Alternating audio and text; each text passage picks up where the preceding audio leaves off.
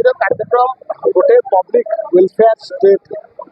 jar बयस अधिक हो सरकार नियम भत्ता प्रदान कर विधवा हो असहाय हो सरकारी सहायता हिसाब से जो आर्थिक राशि प्रत्येक मस प्रदान कर बांकी विज्ञापित अंचल परिषद में 85 लोक को आज विभिन्न वर्गर भत्ता बंटन कार्यक्रम सहित ठंडा पानीय जल प्रकल्प पीवा पानी प्रकल्प कोल्ड ड्रिंकिंग वाटर ताहा उद्घाटन होगा सहित रास्ता निर्माण होगा सहित बांकी सब बांकी विज्ञापित अंचल परिषद सब आगू देखुची विकास पथे अग्रसर होउची कल्याण मंडप ठू आरंभ कर जहाँ बेसिक कम्युनिटीज रही बांकीर सब बड़ समस्या ड्रेनेज समस्या मास्टर प्लान शेष पर्यायर पहुंची आम ड्रेनेज कम करने सहित बसस्टाण्ड निर्माण करने सहित एनएससी जो सर्व पुरातन गोटे बिल्डिंग रही नूतन भाव निर्माण कर सब प्रकार नक्शा से प्रस्तुत कैपेसिटर गोटे कल्याण मंडप द्रुत गति निर्माण कार्य चली आगामी स्वायत्त शासन दिवस उद्घाटन करूँ एवं तृतीय बहुत दिन दाबी थी असंपूर्ण कल्याण मंडप आम संपूर्ण करने आम निर्वाचन प्रतिश्रुति किंतु से किसी कागजपत्र बहुत असुविधा था से समस्या धीरे धीरे दूर करूँ एवं ILW पाखक वैषयिक मंजूरी पठेलु किंतु ILW नूतन जो लेबर रेट बढ़ी से लेबर रेट दबा सहित गोटे भेटिंग करेंगे गोटे सरकारी इंजीनियरिंग कॉलेज कि स्कूल द्वारा करके पठाइबे आमको देते फाइल फेरई आम आगामी 15 दिन भितर ताहा संशोधन करके पठेबू खूब शीघ्र से मंजूरी देवे मंजूरी देले भावुची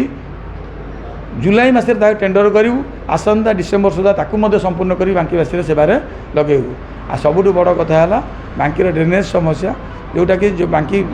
आस्ते आस्ते सहर बढ़ी जाए घर द्वार लोक मैंने जल निष्कासन पथर घर द्वार कर जल निष्कासन व्यवस्था बहुत असुविधा होता से आम परिषदर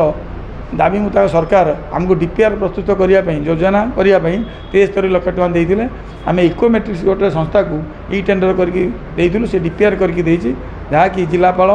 माननीय सांसद विधायक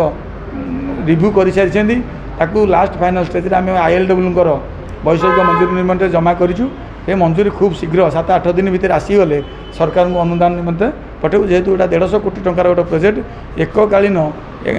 गोटाए दिन सबू पैसा आसोनी माननीय सांसद जिलापाल कहते जो आग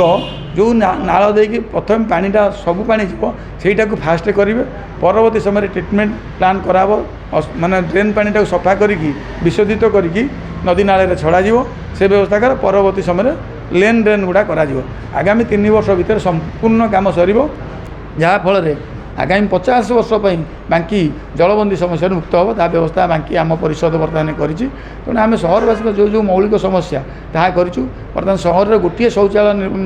सुलभ शौचालय थिला बेले आम आधुनिक शौचालय प्रमुख जगह मान करूँ केवल परिश्रागार करूँ बहुत माने वार्ड मानक करूँ जोटा कि खोला स्थान कई मलमूत्र त्याग नक से आम जत्नवान हो व्यवस्था करूँ आउ जहाँ जहाँ आवश्यकता लाइट समस्या स्ट्रीट लाइट बर्तमान आम